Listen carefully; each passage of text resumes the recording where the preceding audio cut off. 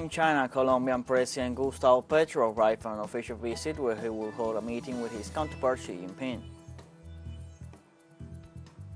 In Palestine, the Israeli occupation forces killed more than 200 Palestinians in Gaza, mostly women and children, overnight. The United Nations mourned the death of at least 35 UNRWA workers in Palestine during Israeli shellings.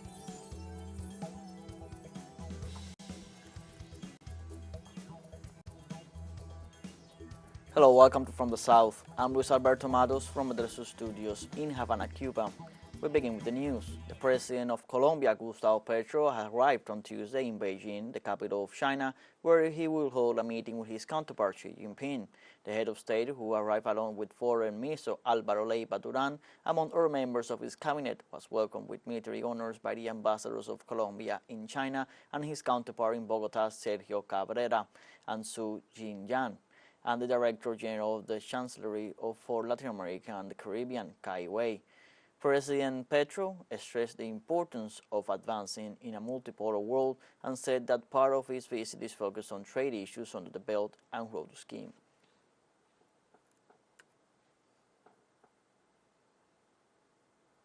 Authorities of the Venezuelan National Electoral Council revealed the questions that will be included in the referendum on the Venezuelan Guyana Esequiba. During a press conference on Monday, the president of the electoral body, Elvis Amoroso, informed that the will of the people to create or not the state of Guyana Esequiba will be expressed through a referendum containing 5 questions. The consultation will be held on December 3rd, in accordance with the proposal made and unanimously approved by the nation's parliament on September 21st.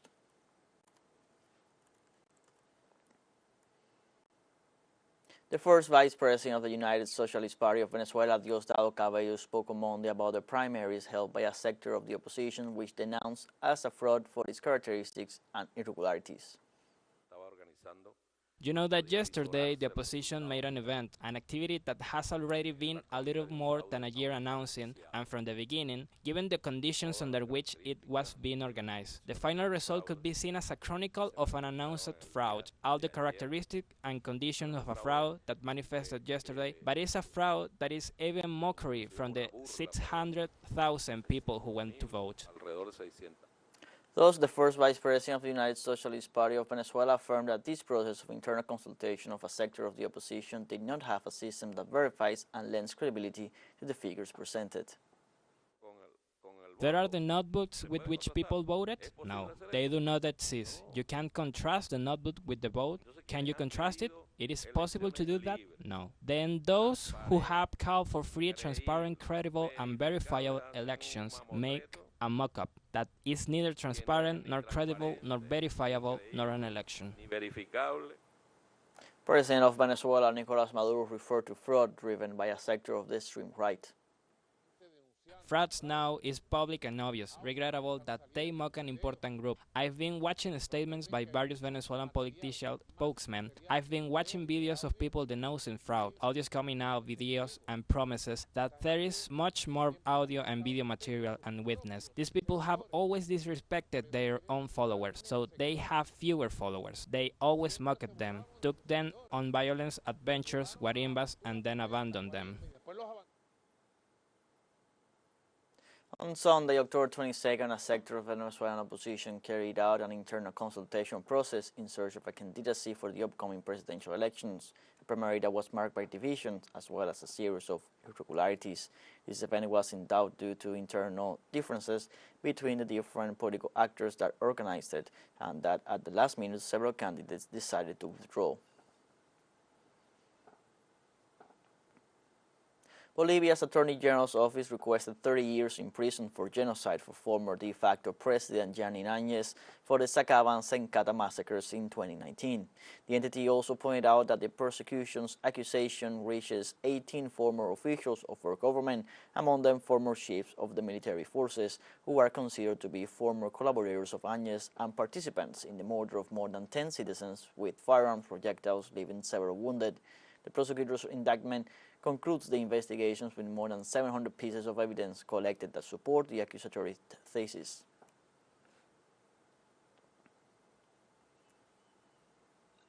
In Brazil, a student is reported dead and 3 other students wounded after an attack inside a school in the east zone of the city of Sao Paulo. The State Public Safety Secretariat reported that a 15-year-old teenager entered the school with a gun and started shooting at students and teachers. The authorities in the area indicated that the attacker has already been arrested, but the motive for the aggression and the origin of the gun are still unknown. The government of the municipality of Sao Paulo stated that the injured people are being treated at the Sapopemba General Hospital.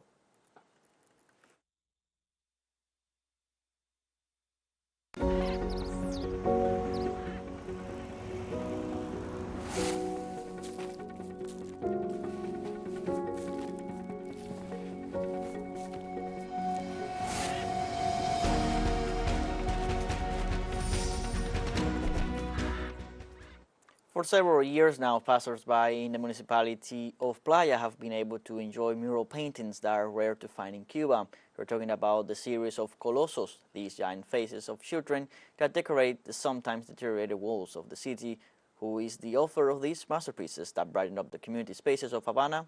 What motivates this author? The Cuba on the Move team is on the trail of history. Our correspondent Fabiola Lopez has more details in the following report. It's very hard for passers-by not to be captivated by these mega-portraits. The huge children's look sometimes funny, sometimes enigmatic, sometimes mischievous, and always innocent, warn that behind them there is an expert hand and a sensitive heart.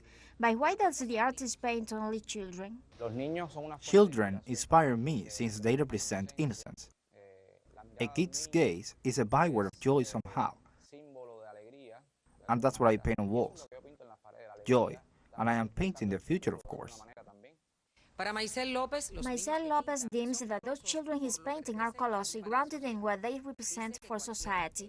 He explains any of those faces may be a future engineer, scientist, or artist. Lopez comments he enjoys trying out different formats, but he describes himself as an urban artist, working on murals in public spaces. And why do you choose painting on walls? I love painting on walls. They are what I have chosen as a creator. They are my main source of inspiration. Walls have their own nuances, their own features. You ought to know how to paint on them. It's not that simple. It's another technique that you have to manage, and that's my real passion. Lopez argues his work is based on photorealism because it emerges from his camera's reality. He has extended his collection of colossi on walls to other domestic provinces in Portugal and Qatar since 2015. However, why are most of the masterpieces of colossi on the walls of neighborhoods? The main sense of my work is my neighborhood. Let's set about explaining that my town, my municipality, which I'm keen on is Playa, namely Buena Vista, from my beloved Havana. And well, Cuba is beyond all of it, isn't it? Maicel's references are photorealistic US painter Shock Close and street artist Bansky from British origin. He told having experimented with the mural technique for the first time in Venezuela, adding that his passion for street art came after his stay in Venezuela as he backed its revolution process as a member of the cultural mission. I am very proud of having worked in Venezuela. I feel it as my second homeland. I am proud of the Venezuelan people and its culture. I am proud of everything I once saw in art somehow, because I worked in complex towns as 23 de Enero, which is a wonderful parish. I gave lessons as a teacher and as a creator in the Portuguesa estate, which was a very nurturing experience as well. Maicel Lopez graduated from the San Alejandro Academy of Fine Arts 16 years ago. From the outset of his career, he provided painting workshops. He said there's room for everyone in his lessons. He has taught students with special needs as Down syndrome, multiple sclerosis, among others. From the spiritual point of view, all the students feel me, but mostly these are special ones because when I provide a workshop to an adult suffering from multiple sclerosis, a complex disease, I see that students arriving at the workshop unable to make a stroke, and today that student is painting realistic portraits. Such evolution, I think, goes beyond my labor as an instructor. I think such outcome comes from the students' effort, and I manage to boost the students' efforts, and they're willing to train harder every day. That is my spiritual joy. Maicel Lopez, author of the mural series Colossi, stated that his masterpieces on walls are free gifts to the community, and noted that on his free workshops he'd rather learn from teaching, adding pleased smiles from passersby looking up to Colossi worth his effort. Fabiola Lopez, teleSUR, La Habana.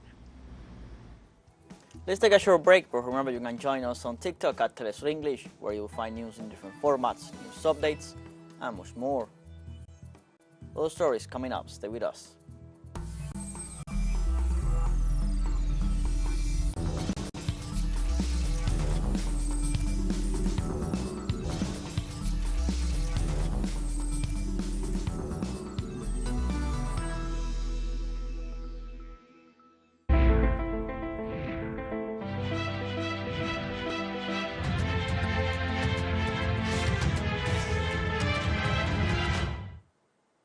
Welcome back from the south. The Israeli occupation forces killed more than 200 Palestinians in Gaza, mostly women and children, overnight. Amid an extreme hospital crisis, health authorities in Gaza denounced the bombing of the Al-Shanti refugee camp in the north of the Strip, with the numbers of deaths estimated and Khan Yunis. The number of wounded left by the occupation airstrikes exceeded 320, increasing pressure on the hospitals, which all have less than 30 hours of power. According to the Palestinian Health Ministry, Israeli forces killed 23 people on Monday as part of the ongoing shelling of residential areas in Al-Fallujah in the Gaza Strip. The Al-Shifa Medical Hospital, a complex in the Gaza Strip, warned that the authorities of the Israeli occupation army threatened all medical centers in the Gaza Strip, demanded immediate evacuation in violation of all international norms and laws. The health entity detailed that the death toll from the ongoing aggression of the Israeli occupation forces against the Gaza Strip since October 7th rose to some 5,182, while 15,273 people have been injured.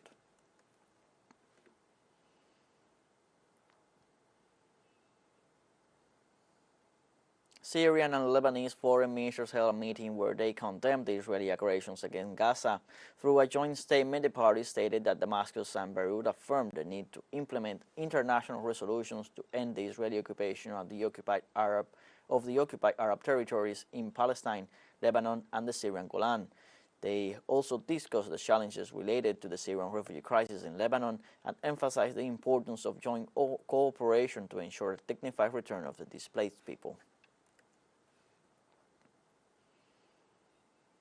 Lebanon's Islamic resistance Hezbollah confirmed a direct attack on Israeli-occupied farms in Sheba and the Shuba hills.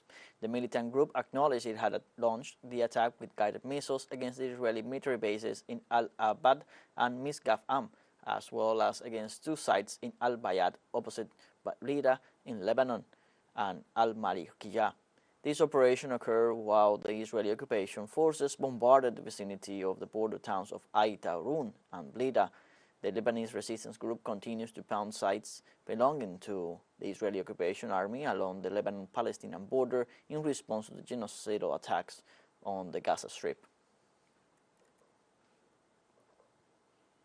In Yemen, students held marches and vigils in support of the Palestinian people. Citizens held demonstrations in Damar district to denounce the brutal massacres carried out by the Israeli occupation forces against the people of the Gaza Strip and the West Bank. Armed marches and vigils were also carried out in several government departments to confirm their stand towards the people of Palestine.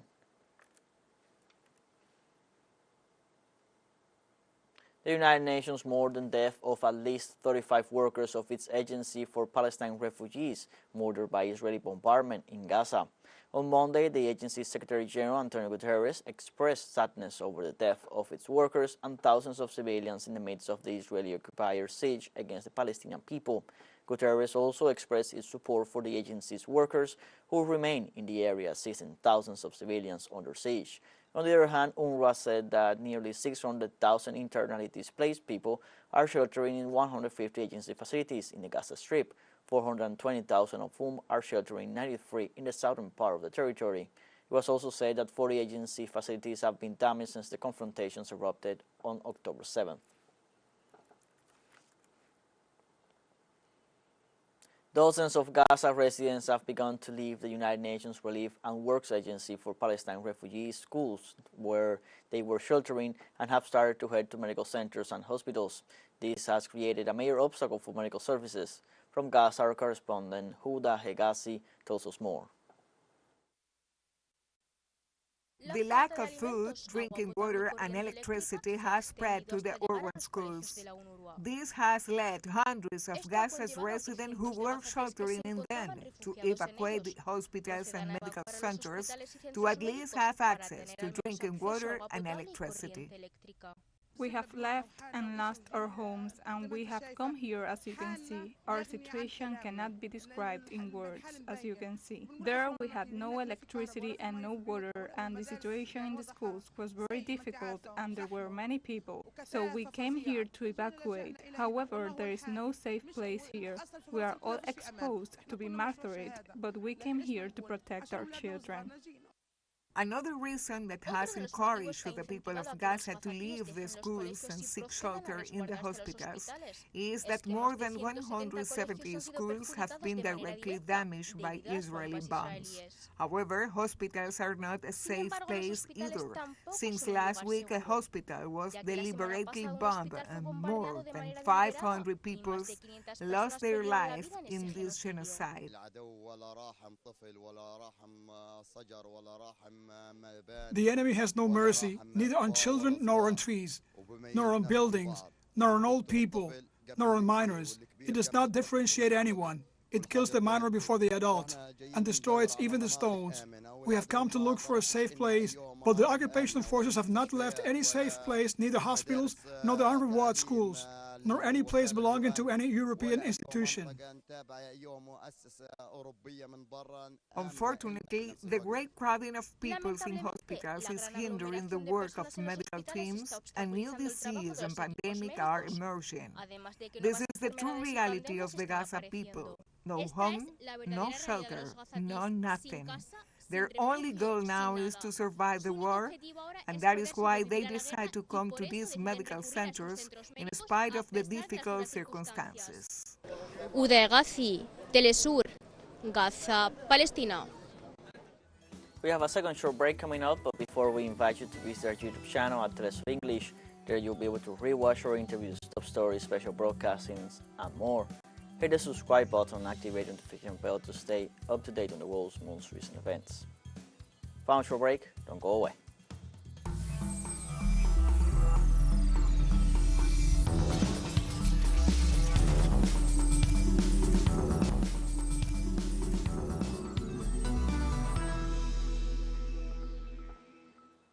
Welcome back from the south. Nearly 1,500 African migrants have arrived from the shores of the Canary Islands on Saturday. The rescue services of the Spanish archipelago announced on Sunday that one of the boats was carrying a record number of 321 people. A total of 1,427 migrants arrived on the islands in different precarious boats between Friday night and Saturday and Sunday morning, according to emergency services. The migrants come from sub-Saharan Africa. On Saturday, a wooden dugout canoe arrived on the island of El Hierro with 321 people on board. According to the latest figures from the Spanish Interior Ministry, the archipelago received 23,537 migrants between January 1st and October 15th, almost 80% more than in the same period last year.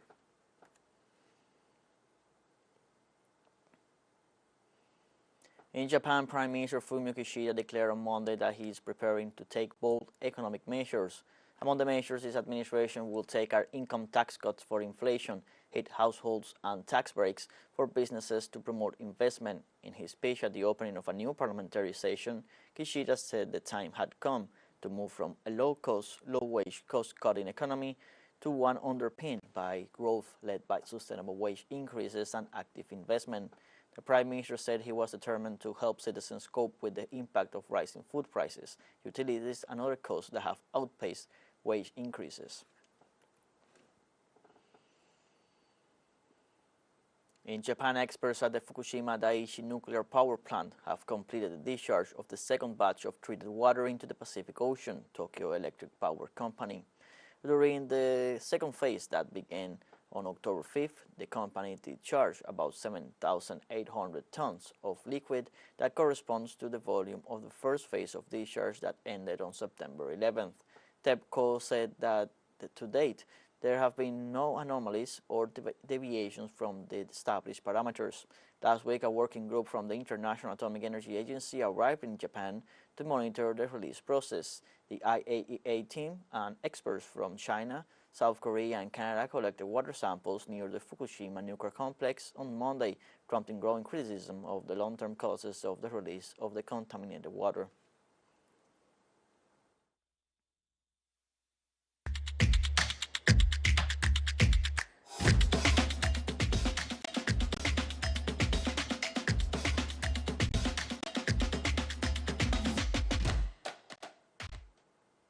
The sixth day of the Pan American Games Santiago 2023 was marked by the tennis, gymnastics and beach volleyball matches. It is important to highlight that this day was characterized by wide participation of the public.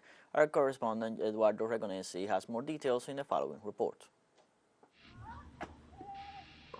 Day 6 of the Pan American Games that started early in the morning with Argentine Luciana Moyano defeating Ana Sambrook from Dominican Republic. In racquetball action, Bolivia had an impressive performance with two of their competitors qualifying to the final match. Conrado Moscoso and Rodrigo Montoya will play on the final, securing gold and silver for Bolivia. High attendances has been the norm in these games, which has the local authorities very pleased. It has been very positive. The attendance has been very good. We're very happy. Many families. Even more grateful to be able to be part of the sports festival. We have seen more very good results and some high-level performances. One of today's main events was the men's all-around finals in artistic gymnastics, where Felix Dolci from Canada took the gold, leaving Brazil and the United States with silver and bronze. The large crowds present in the stadium have valued the organization. The last time I was at the stadium, I came to see the football team. And the stadium has changed a lot, for the better, with new and remodeled facilities, and it is really spectacular. The fan zone was built to welcome the general public, as well as competing athletes that are relieving tensions before their important matches. Tomorrow, I will fight with my team. And I really want the gold medal.